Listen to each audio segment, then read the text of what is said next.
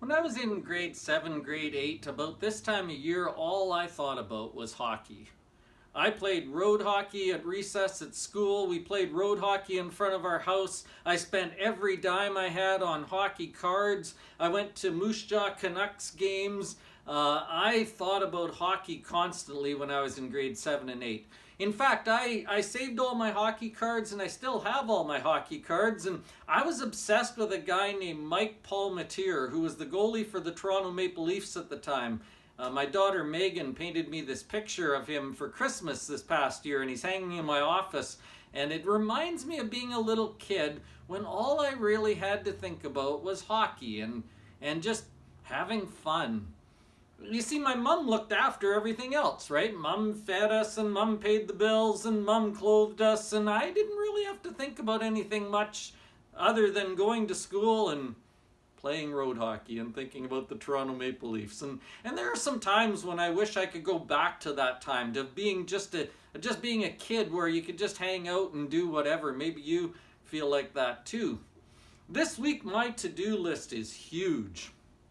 I have a whole pile of people that want something from me this week in terms of help or in terms of reports or whatever. There's just lots going on this week, and I was just telling someone who was in my office here this morning that I wish there was like 7 of me this week, or that I had a month of holidays so I could go and do all the things I need to do. It just feels really busy.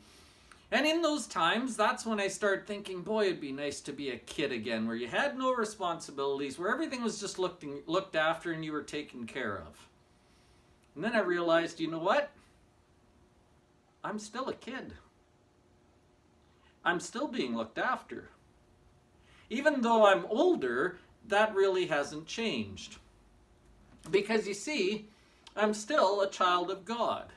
And God is still looking after us. God is still taking care of us. God is still looking after the big things. That's one of the messages that John tries to get across to his readers in the first letter of John. In the 3rd chapter, we're kind of jumping into a section of scripture here where he's listing all the good things that God does. But here is the reminder. In 1 John chapter 3, verse 1, he says, "How great is the love the Father has lavished on us, that we should be called children of God. And that is what we are." When I was a child, I didn't have to worry about lots of stuff because someone was looking after me. My mom was looking after me. And that's a great example of how God is looking after us today. We sometimes think we grow up and now we're in charge of our lives, but we're never really in charge.